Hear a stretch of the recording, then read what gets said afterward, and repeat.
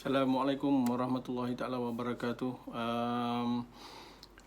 Selamat datang ke Sabil Archery. Okey, ada juga soalan-soalan yang saya terima. Perlu ke coach kami ni belajar memanah ataupun just kita pergi beli lepas tu kita panah apa semua? Jawapan dia sebenarnya perlu. Perlu sebab memanah ni semua orang boleh memanah. Siapa-siapa pun boleh memanah. Ambil tarik shoot boleh je. Cuma teknik dia, maksudnya tu cara yang betul, form badan yang betul, breathing yang betul, semua tu perlu. Kita perlu ada coach untuk dia tengok. Lepas tu coach-coach yang tengok ni pun bukan kerana pasal masalah dia nak, ada orang cakap alah saya tak nak lah pasal apa nanti kan coach ni semua nak belagak. Bukan masalah belagak ke apa ke.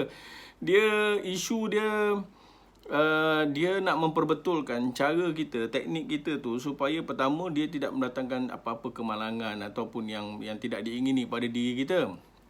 Kalau kita menggunakan busur yang salah, arrow yang salah, dia boleh menyebabkan kemalangan, iaitu arrow boleh pecah, lepas tu macam-macam benda lagi. Dan benda ni bahaya. Sebenarnya dia memanah ni sebenarnya ianya adalah senjata. Walaupun dia dalam kategori sports, dia dalam kategori sukan, tetapi dia masih lagi satu senjata. So benda ni penting. And then semua coach-coach yang ada ni pun, ada yang coach-coach yang mengenakan bayaran.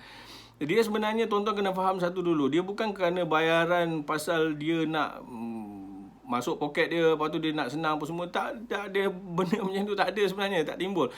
Sebenarnya isu dia ialah dia nak gunakan duit tu kembali untuk dia nak beli yang tuan-tuan belajar, target butt apa semua yang kita dah shoot target butt dia sampai berlubang-lubang sampai hancur kawan tu target face dia. Lepas tu arrow kadang-kadang kita buat bila kita shoot tersasar, lepas tu jatuh kat lantai ke ataupun dekat benda konkrit, batu ke pecah apa semua, dia nak ganti. Barang bukan murah.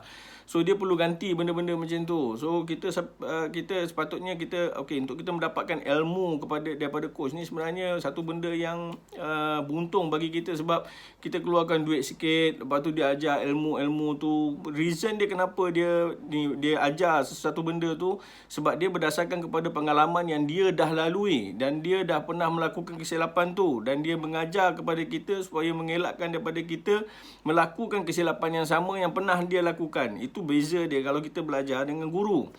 Itu saja sebenarnya. Kalau kita belajar dekat dalam YouTube, ada yang tanya kalau boleh belajar kat dalam YouTube. Boleh, tak ada masalah belajar kat dalam YouTube, tetapi dia tidak ada interaksi. Orang tak tengok macam mana kita memanah. Kita belajar tapi kita memanah, kita rasa kita betul, cara kita betul, tapi bila orang lain tengok, ni salah ni, tak betul ni. Jadi isu dia dekat situ. Okey. Kalau tak nak pun ada sahabat-sahabat lain mana yang dah mana, dia tanya dia belajar dengan siapa, coach dia siapa, apa semua tu, dan kita boleh timba ilmu daripada situ. Okey, dia tidak ada isu masalah ni siapa ni coach ni dia nak rasa diri dia tinggi apa semua, tak ada. Benda tu tak ada sebenarnya. Melainkan kalau memang ada yang jenis macam tu, saya tak ada nak cakap apalah. Tapi ni hakikat dia, kita boleh belajar dan at least kita boleh tahu apa yang perlu kita buat.